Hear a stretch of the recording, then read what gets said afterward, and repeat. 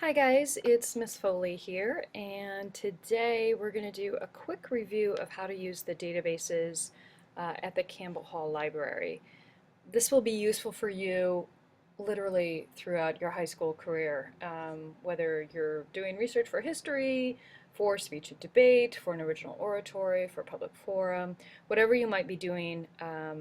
We have a lot of resources here at Campbell Hall, and I think it might behoove all of us to do a quick review of it. For some of you, it might be redundant material, and for some of you, it might be entirely new. So we're starting here at the Campbell Hall homepage, and since you're all in high school, you'll press high school, and we'll then go to the library.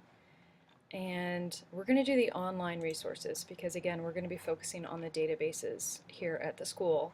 So you have two options once you've gotten to the online resources. The lists are the same in terms of the actual databases. Let me just log in here. The only difference here on the online resources when I say I'm at home is that it gives a username and a password. But since I'm on campus today, I'm going to go back here and I'm going to say I'm at school. So I'm automatically logged into these various databases. Today I'm going to focus on really just two databases. The principal one that you're going to be using here, I think for most of the research you might be doing on school grounds and for your assignments, is called Opposing Viewpoints. So I'm just going to click that database. It does take a wee bit. Oh, that was fast. I'm here on a Saturday, so nobody's here. So everything is running lightning fast for me. So this is the homepage of Opposing Viewpoints. I love this database. As I've said before, smart research means that you're doing very little reading. And the smartest research is when you have other people do the research for you. And this is what Opposing Viewpoints does. So we're on the home page right now. Let's say I'm doing an original oratory on bullying. Well, what I'm going to do is click Browse Issues. And by issues, they do not mean, for example, periodicals or magazines. They're talking about issues such as bullying, the economy, politics, judicial activism. That's what they mean by issues, not actual physical issues.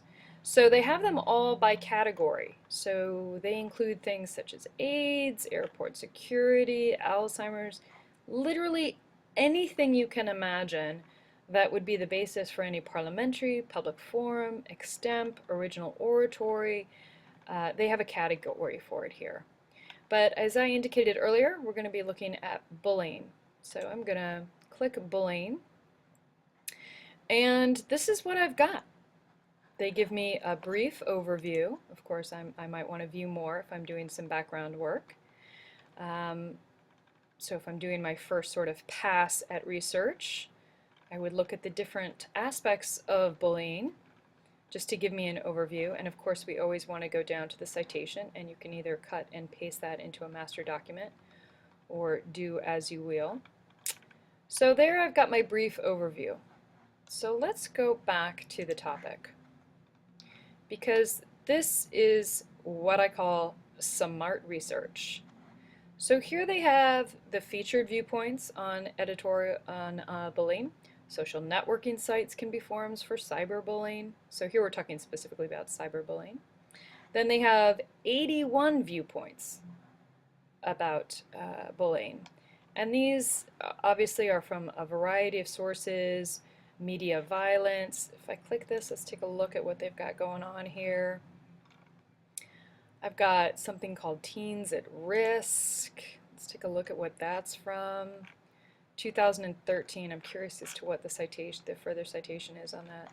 I love the way, again, if you're following the thread of a dialogue concerning a particular issue, looking at further readings and things of that nature is really where you want to go.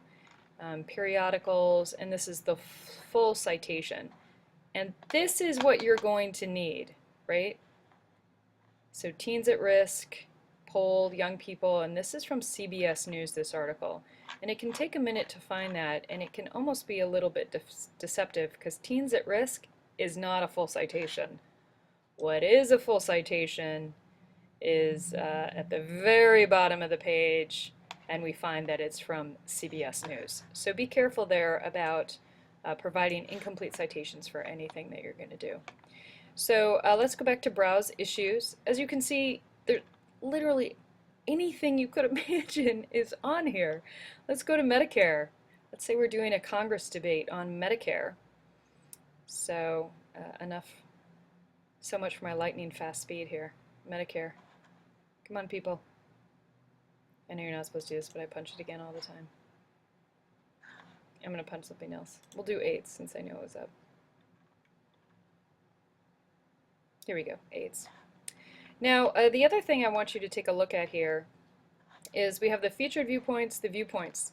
But look, I can scroll down, I get the news, I get the magazines, the academic journals, reference journals. So again, these are going to be more credible sources. They're going to have more credibility, more authority in your rounds. Actual statistics, AIDS cases, persons living with AIDS, and then again, not a full citation. We need to go down here, and it should be down here. Yeah, now this is a full citation. I love this. I absolutely just love this database. I think it's going to save all of us lots and lots of time. So they have additional websites, primary resources. Here you have audio if you want it. This is All Things Considered, which is going to be NPR. I know on the full citation at the bottom. They have videos. They have an interactive map. Let's go take a look at that map and see what that's about. Oh, interesting. So they have maps for all these different topics scrolling across the top there. So we have diagnosed with HIV, which is again the precursor to the disease, and then you have people with full-blown AIDS starting in 2008, California and New York, and then diagnosed with AIDS, the rate, which is of course very different from those diagnosed with AIDS. It's two completely different statistics. So if I go up here quickly, I'll just go through this. You have saved items. You have the option to save things. Like if I have, oh, that's more on AIDS. Interesting. You have different resources up here. My library. I don't really save any of my searches. You might want to do that. If you go to a search history, you'll see I don't have any. But you can if you want to save your searches. I would prefer that you document things in real time and open a Word document and cut and paste any citations or really the entirety of any article and then edit it as you will, depending on if you decide something's no longer valuable. So I want to go back. I'm going to close this out. This might take me a minute. I don't want to go all the way back. I also want to quickly look at, see you have an, so now we're back to the list of databases here at Campbell Hall. I just want to quickly go through them just so you're aware of them. We've got Britannica Online, which usually is not very helpful. It's a very abbreviated Britannica. This, the JSTOR will be mostly for your English topics, literary criticism, things of that nature. LexisNexis is an interesting database. That is mostly for legal information. It covers a lot of legal documents, public records. If you continue in speech and debate, you'll probably need to use that database. As we continue down, we've got our opposing viewpoints, the English dictionary. Never underestimate the power of a good definition. Oxford Reference Online. ProQuest is a good one as well. And then you see what ProQuest contains. It contains the LA Times. That really is just for from newspapers. So if there's a specific newspaper I want to look up, I'll go to ProQuest. And then the Vogue archive will be very useful to us here on Speech and Debate. So that's it for our online resources here at Campbell Hall. I hope you use them because they're going to be a great value to you, particularly the opposing viewpoints. So that's all I've got. Thanks so much for watching.